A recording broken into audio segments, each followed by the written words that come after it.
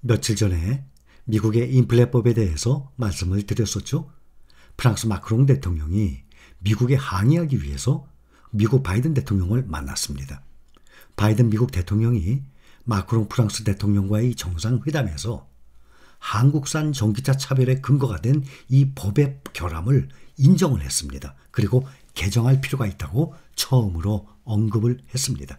인플레이션 감축법의 외국산 전기차 보조금 차별이 프랑스 산업의 공격적인 조치라고 비판했던 마크롱 프랑스 대통령, 바이든 대통령과 마주 앉은 이 정상회담 자리에서도 강하게 항의를 전달했습니다. 바이든 미국 대통령이 유럽연합 등 동맹국들의 이 반발을 고려해서 인플레이션 감축법 IRA 이것을 조정할 수 있다는 방침을 공식적으로 밝혔습니다. 현재 미국을 국빈 방문한 마크롱 프랑스 대통령이 해당 법안을 강경하게 비판을 하면서 이른바 대서양 동맹 균열이 우려되니까 즉각 한 발 물러난 것입니다.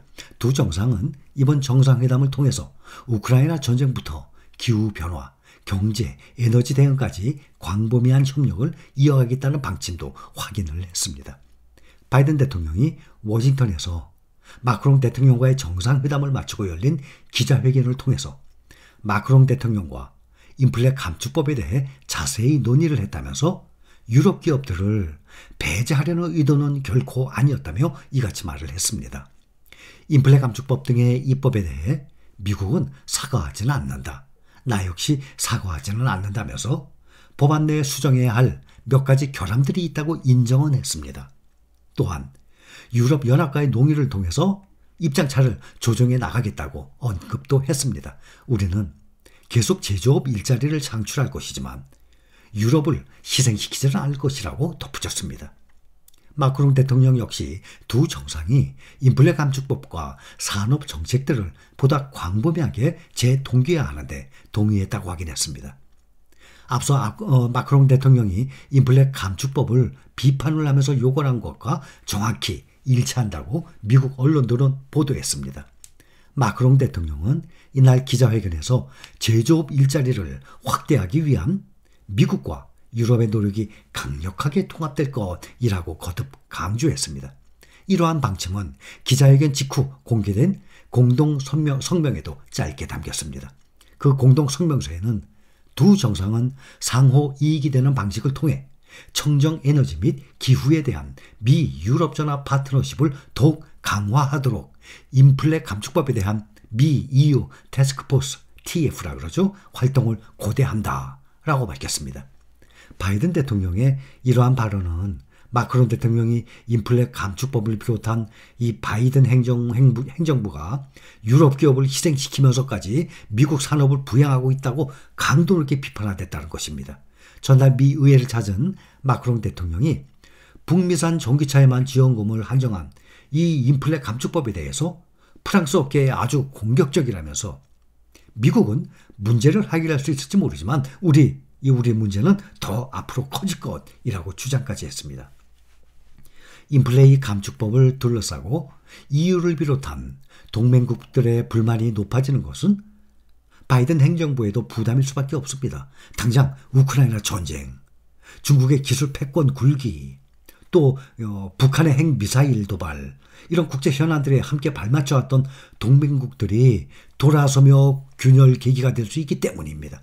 다만 바이든 대통령의 이 발언이 미세한 조정 방안에 그쳤다는 점에서 법 개정을 시사한 것은 아니라는 평가도 또 나오고 있어요.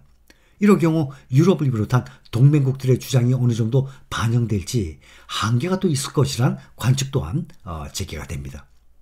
전기차 구매자에게 최대 7,500달러 세금 공제를 지원하는 인플레 감축법이에요.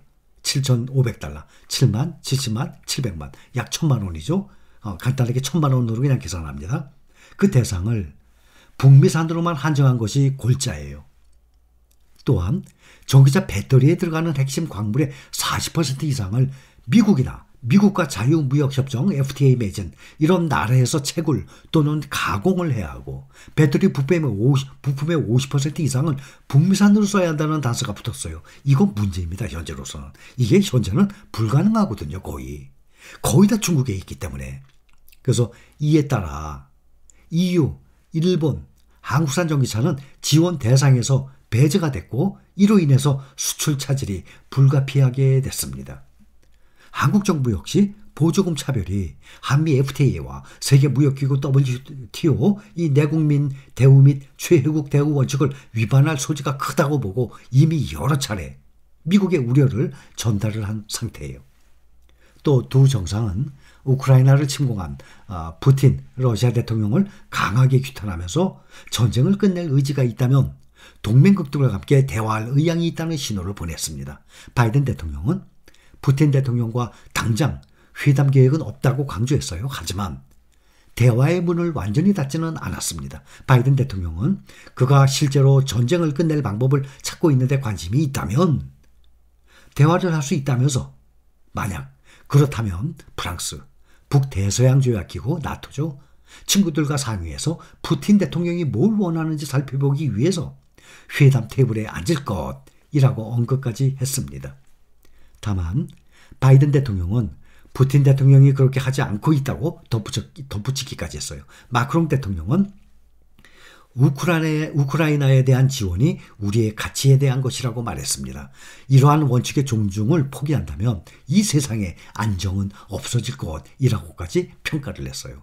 우크라이나에 대한 군사적 지원 앞으로도 계속 강화할 것임을 재확인했습니다.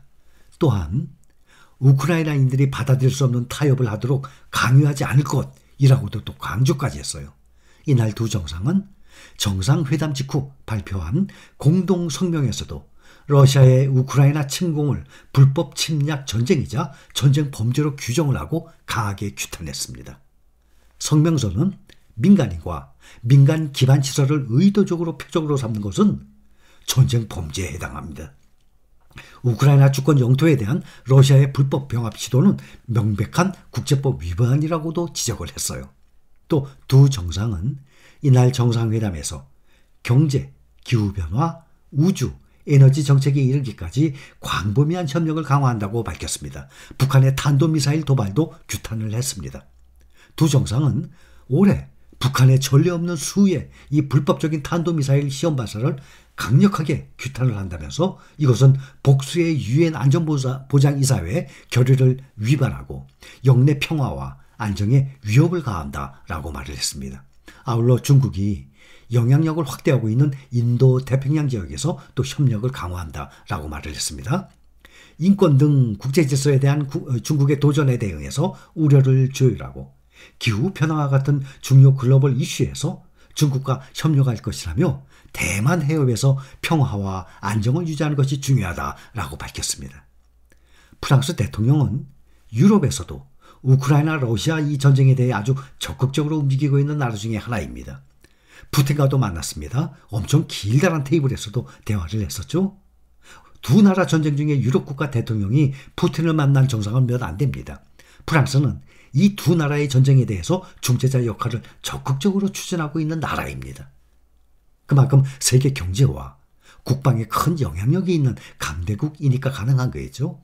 그리고 프랑스는 미국과의 정상회담을 하루 앞두고 협상 전에 유리한 고지를 선점하기 위해서 언론에 이런 내용들도 미리 보도하는 전략적인 이런 모습도 보이기도 했었습니다. 자, 여기까지입니다. 감사합니다.